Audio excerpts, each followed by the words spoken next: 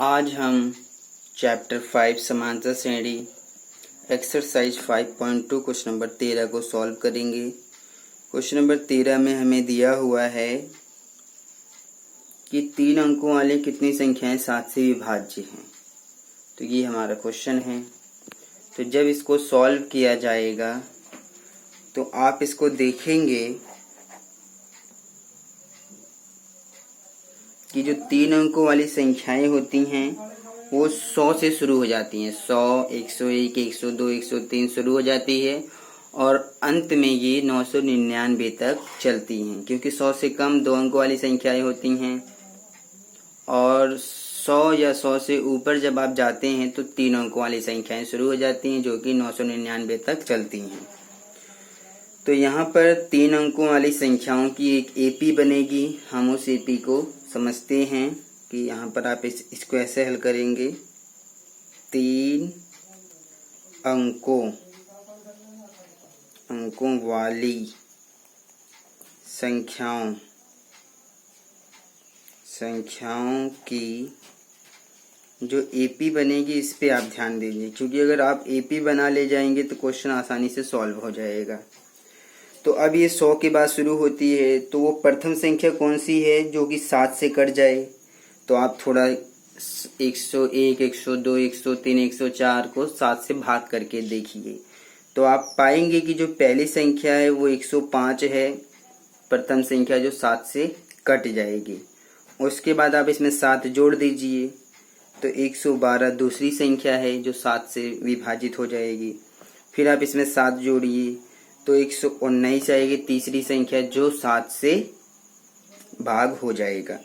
इसी प्रकार से आप जाएंगे तो आपको अंत में मिलेगा 994।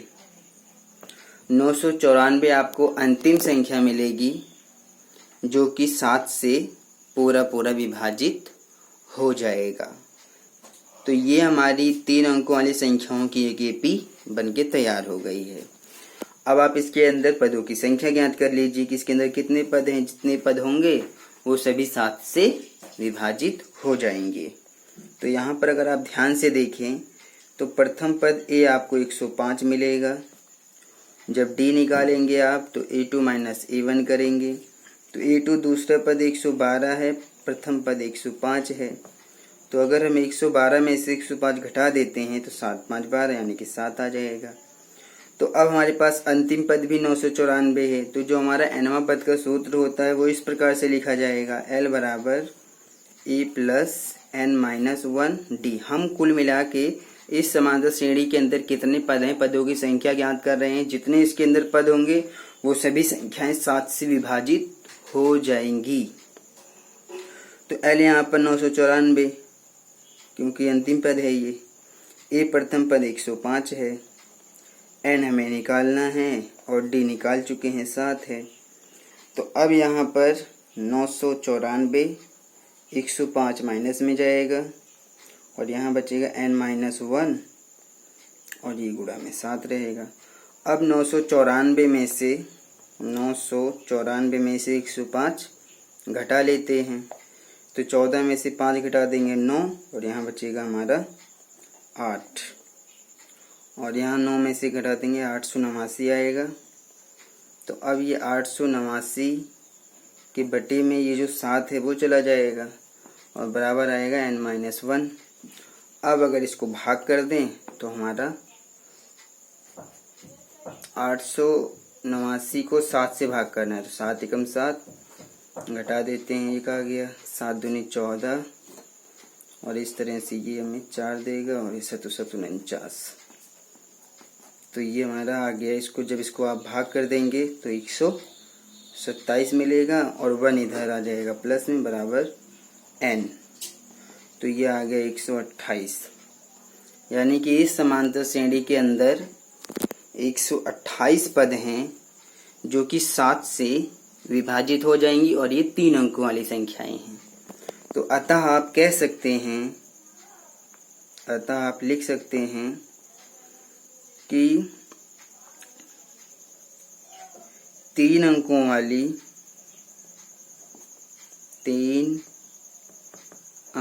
वाली 128 संख्याएं हैं जो 7 से विभाज्य हैं। इस प्रकार से ये क्वेश्चन नंबर 13 हमारा कंप्लीट हो गया। अब हम क्वेश्चन नंबर 14 को देखते हैं और इसमें क्या करना है इसको भी समझते हैं। क्वेश्चन नंबर 14 में कहा गया है कि 10 और 250 के बीच में 4 के कितने गुणज है। अच्छा, तो हमें यहाँ पर 10 और 250 के बीच में पूछ रहा है 4 के कितने गुणज है। तो आप यहाँ पर हमें दिया है 10 और 250, तो 4 के गुणज बताना है। तो 10 और 250 के बीच में जब आप 4 का टेबल शुरू करते हैं तो ये 12 से कटेगा, यानी कि 10 के बाद शुरू होना चाहिए और 250 के अंदर में रहना चाहिए। तो आप देखेंगे कि 4 के गुणज में आप 4 का पढ़ा शुरू करेंगे, 4 एकम 4, 4 दूनी 8, 4 तियां 12, तो 8 तो 10 से नीचे है, आप 10 के ऊपर जाइए। तो 4 तियां 12, 4 चौक 16, 4 पंचे 20, इस प्रकार से चलेगा। और अंतिम संख्या आपको कितनी मिलेगी अगर आप इसको देखना चाहते हैं तो आप 250 को 4 से भाग कर दीजिए। तो 4 छक 24 और 4 दूनी 8, घटाने पर आपको शेषफल 2 मिल रहा है। आप 250 में से इस 2 को घटा दीजिए तो अंतिम संख्या 248 मिलेगी, जो कि 4 के गुणज में आती है। तो आप यहाँ पर एक AP लिखेंगे, यहाँ पर एक AP बनेगी जो कि 4 के गुणज रहेगा। वो AP रहेगी 4 तियां 12, क्योंकि 10 के बाद शुरू हो रही है, 4 चौक 16, 4 पंचे 20 और अंत में आपको मिलेगा 248। ये सब जो हम लिख रहे हैं ये 4 के गुणज हैं, यानी कि 4 के पहाड़े में आता है। 4 तियां 12 भी आता है, 4 चौक 16 भी आता है, 4 पंचे 20 भी आता है, 4 की गुणज हैं ये सब। और अंत में 248 अंतिम संख्या है जो कि 4 का गुणज है। और अंतिम संख्या निकालने के लिए आपको दिखाया गया है कि आप इस प्रकार से 250 को 4 से भाग करेंगे, शेषफल 2 बचेगा, 2 घटा दीजिए तो अंतिम संख्या 248 है जो कि 4 का गुणज है। तो अब देखिए कि आप इसके अंदर कितने पद हैं। तो यहाँ पर प्रथम पद तो A है, यानी कि 12। सर्वांतर D मिलेगा A2 माइनस A1, यानी कि 16 माइनस 12, घटा देंगे तो 4 आ जाएगा। तो अब यहाँ पर आप क्या करेंगे, 4 का गुणज हमें निकालना है और बताना है कि कितनी संख्याएं हैं जो कि 4 का गुणज है और 10 और 250 के बीच में ही होनी चाहिए। तो यहाँ पर इसके अंदर कितने पद है ये निकाल लीजिए। तो अंतिम पद 248 है, तो हमारा फॉर्मूला रहेगा A बराबर A plus n minus 1 D। अंतिम पद 248 है, प्रथम पद 12 है, n निकालना चाहते हैं और D हमें पता है वो 4 है, तो 12 उधर माइनस में चला जाएगा, तो ये बन जाएगा 248 माइनस 12। तो ये बन जाएगा हमारा 248 माइनस 12 बराबर n माइनस 1 और D हमारा 4 है। तो जब हम घटा देंगे 248 में से 12 तो हमें मिलेगा 6 और ये 3 और ये आ जाएगा हमारा 236। तो 236 ये 4 आएगा इसके बटे में, क्योंकि यहाँ पर गुणा में है, यहाँ n माइनस 1 बचेगा। अब आप इसको भाग कर दीजिए तो 4 पंचे 20, 3 बचेगा तो उधर 36 हो जाएगा और 4 नीम 36 होता ही है, 4 नीम 36। तो यह है 59, 1 इधर आ जाएगा प्लस में, तो n हमारा आ गया 60, यानी कि 60 संख्याएं हैं जो 4 का गुणज है और 10 और 250 के बीच में आता है।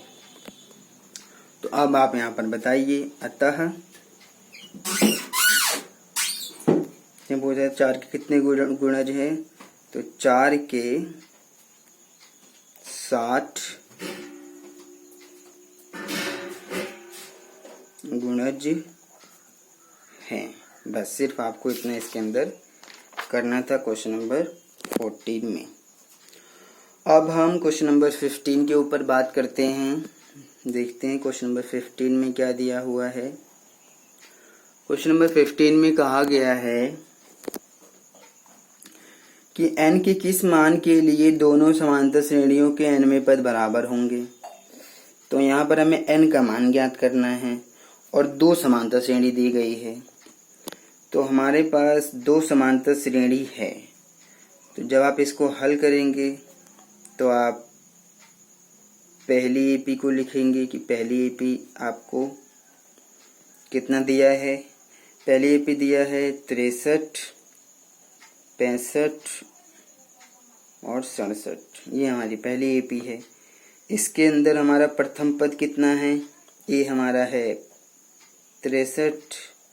डी आप निकालेंगे A2 माइनस A1 करके, यानी कि 65 माइनस 63 यानी कि 2 आ जाएगा। तो ये हमें दिया हुआ है, आप यहाँ पर लिख सकते हैं दिया है, दिया है। तो ये हमारी पहली एपी है। अब आप दूसरी एपी लिखिए और दूसरी एपी। तो दूसरी एपी क्या है, इसके अंदर है 3, 10, 17 ... तो इसके अंदर प्रथम पद आप देखेंगे 3 है। डी आप देखेंगे A2 माइनस A1 करके, तो 10 माइनस 3 यानी कि 7 आएगा। और अब क्वेश्चन में कहा गया है कि n का मान बताइए, जिसमें कि शर्त उसने बताया है कि दोनों ही समांतर श्रेणियों का जो nवां पद है वो बराबर है। ये शर्त उसने दिया है और n का मान बताना है। तो जब आप पहली एपी का nवां पद निकालेंगे तो क्या मिलेगा, an मिलेगा, और वो बराबर होना चाहिए दूसरे एपी के nवें पद का, यानी कि इसका भी an रहेगा। आप सिर्फ समझिए बात को, ये पहले एपी का nवां पद है, ये दूसरी एपी का nवां पद है और दोनों ही आपस में बराबर है। तो इसका जो फॉर्मूला रहेगा वो भी रहेगा a plus n minus 1 D. इसका भी यही रहेगा a plus n minus 1 D. तो इसका प्रथम पद क्या है, 63 है, प्लस n हमें निकालना है, डी निकाल चुके हैं 2 है। और दूसरी एपी में इसका दूसरा एपी का देखिए प्रथम पद 3 है, प्लस n हमें निकालना है, डी निकाल चुके हैं 7 है। तो अब आप इसको हल कर दीजिए और हमारा आंसर आ जाएगा। तो इसको हल करते हैं। तो जब इसको हल करेंगे तो ये रहेगा हमारा 63 प्लस n की गुणा 2 में करेंगे तो 2n माइनस 2 की में करेंगे, 2 मतलब 2 की गुणा पूरे ब्रैकेट में कर दिया बराबर 3 प्लस 7 की गुणा पूरे ब्रैकेट में कीजिए तो 7n माइनस का 7। तो अब आप इधर उधर थोड़ा सा सिंप्लीफाई करते हैं। 63 में से 2 को घटा दीजिए तो ये आ जाएगा हमारा 61 प्लस का 2n बराबर, अब 3 में से 7 को घटाएंगे तो माइनस का ज़्यादा है, यहाँ पर तो प्लस का ज़्यादा था, यहाँ माइनस का ज़्यादा है, तो माइनस का 4 प्लस का 7n। तो अब ये रहेगा हमारा, आप इसको ऐसे कर सकते हैं 61 माइनस 4 इधर प्लस में आ जाएगा और यहाँ पर 7n और 2 यानी इधर माइनस में चला जाएगा। यहाँ घटाएंगे तो 5n, यहाँ जोड़ देंगे तो 65 बन जाएगा। तो जब आप n का मान निकालेंगे तो 65, 5 जो गुणा में है बटे में आएगा। और अब आप इसको काट दीजिए तो 5 कम 5, 5 3 15, 13 आ जाएगा। यानी कि n का मान अगर 12 है तो दोनों ही समांतर श्रेणियों का जो nवां पद है वो बराबर होगा। n बराबर 13 के लिए, 13 के लिए n का मान 13 होगा। तो ये दोनों ही एपी का जो nवां पद है वो बराबर रहेगा। इस प्रकार से ये क्वेश्चन भी सॉल्व हो गया है। इसी प्रकार से हम क्वेश्चन नंबर 16 को भी सॉल्व करेंगे। क्वेश्चन नंबर 16 थोड़ा सा अलग है, इसको भी देख लेते हैं। क्वेश्चन नंबर 16 में क्या कहा गया है, कह रहा है कि वह एपी ज्ञात कीजिए जिसका तीसरा पद 16 है और सातवां पद पांचवें पद से 12 अधिक है। तो ठीक है, हमें एक एपी यहाँ पर ज्ञात करना है। तो मैं आपको बता दूं, कोई भी आप एपी बनाना चाहते हैं, एपी बनाने के लिए हमें प्रथम पद ए की जरूरत होती है और सार्वधातुक डी की जरूरत होती है। अगर आपको प्रथम पद ए पता है और सार्वधातुक डी पता है तो आप किसी भी एपी को बना सकते हैं। तो इस 16वें क्वेश्चन में हम प्रथम पद ए और सार्वधातुक डी ज्ञात करेंगे और उस एपी को आसानी से बना देंगे। तो इसमें जो शर्त दिया है उसके अकॉर्डिंग देखते हैं कि जब आप इसको हल करेंगे, क्वेश्चन में कहा गया है कि तीसरा पद 16 है, तो हमें दिया है तीसरा पद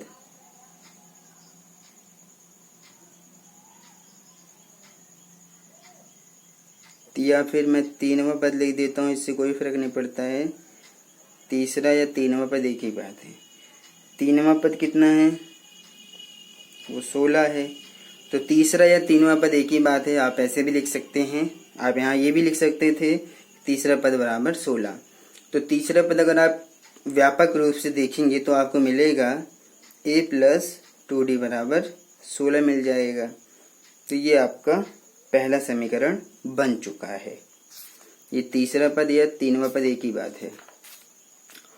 अब दूसरा उसने हमें जो शर्त दिया है वो दिया है कि सातवां पद पांचवें पद से 12 अधिक है। तो सातवां पद आप देखिए, आप इस प्रकार से लिखेंगे और सातवां पद यानी कि सातवां पद पांचवें पद से 12 अधिक है, यानी कि जो पांचवा पद है पांचवें पद से 12 अधिक कर दिया।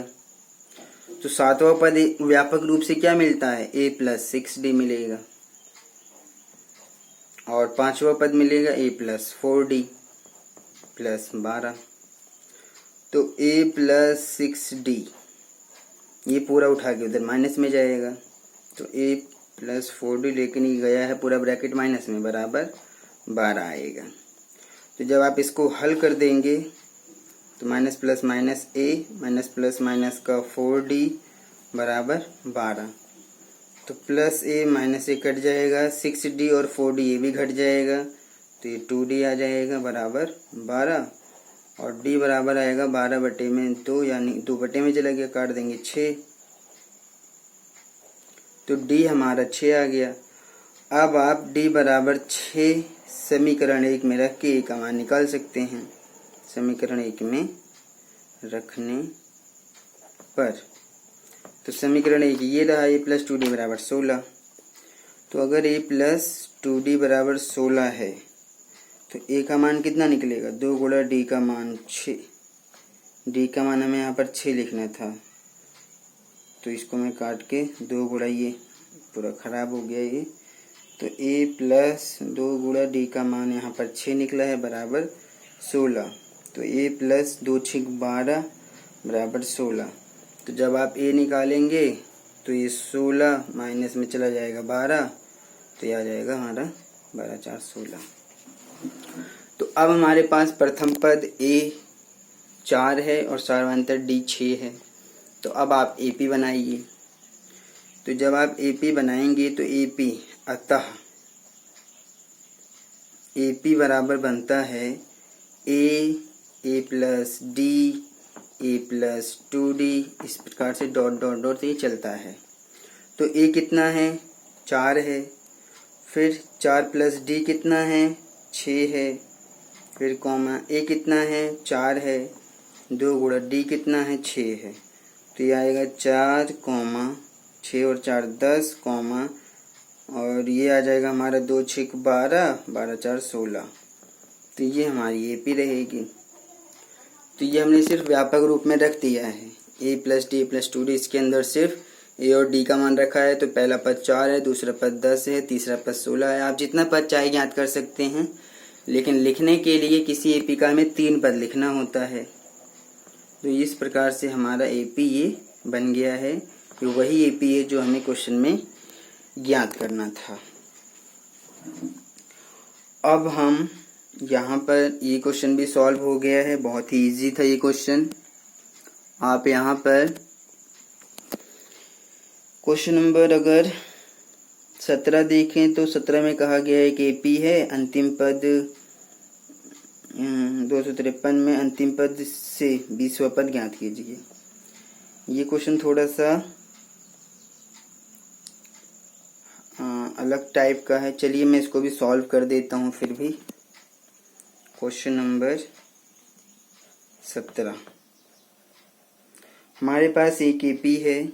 AP जो दिया है 3, 8 और 13 और अंत में दिया हुआ है 253। कह रहा है कि अंतिम पद से 20वां पद क्या ज्ञात कीजिए। तो अगर हम यहाँ से 20वां पद ज्ञात करेंगे तो ये क्वेश्चन कैसे बनेगा आप इसको समझिए। अंतिम पद से 20वां पद हमें इस AP के अंदर ज्ञात करना है। तो अगर आप इसको ध्यान से देखेंगे तो अगर हम अंतिम पद से लेंगे तो पहला पद हमें क्या मिलेगा, 253 मिलेगा पहला पद। और D जब निकालेंगे तो आप A2 माइनस A1 करेंगे तो कितना आएगा, 8 माइनस 3। आप AP कहीं से भी ले सकते हैं, सबका बराबर आएगा। तो मैंने यहाँ से ही निकाल दिया है तो ये 5 आ गया है।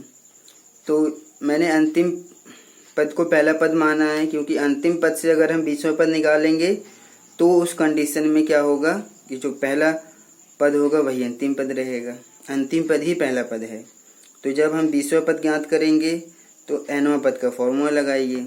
तो A plus n minus 1 D। तो A 20 मुझे ज्ञात करना है 20वां पद। प्रथम पद की जगह पर मैं लिखूंगा 253, n हमारा 20 है, D हमारा 5 है। तो ये आएगा 253 प्लस 20 में से घटाएंगे 19 की गुणा हम 5 में कर देंगे तो 19 गुणा 5 हो जाएगा। तो ये आ जाएगा हमारा A 20 बराबर 253 प्लस 19 की गुणा 5 में करते हैं तो 19 5 से कितना हो जाएगा, ये हो जाएगा 19 पचे 95, 95 हो जाएगा। तो अब हम 253 में 95 को प्लस कर देते हैं। 5 और 3 8, 9 और 5 14, 2 और 1 3। तो 348 हमारा आ जाएगा। तो कहने का मतलब सिर्फ इतना है कि आप सिर्फ बात को समझिए कि AP जो दिया है अंतिम पद से 20वां पद पूछ रहा है। तो हम जो शुरुआत करेंगे वो यहाँ से करेंगे। तो जब यहाँ से करेंगे तो पहला पद हमें 253 मिलेगा। D आप कहीं से भी निकाल सकते हैं, इसका दूसरा पद नहीं है यहाँ तो कोई बात नहीं, आप D यहाँ से निकाल लीजिए A2 माइनस A1 करके, क्योंकि सार्वंतर सभी का बराबर होता है, आप कहीं से भी निकालिए। तो जब आप देखेंगे तो अब आप लिख सकते हैं, अतः अंतिम पद से 20वां पद कितना आ जाएगा, 348 आ जाएगा। तो इस प्रकार से ये क्वेश्चन भी सॉल्व हो गया और बहुत ही इजी था, आप इसको आसानी से समझ सकते हैं।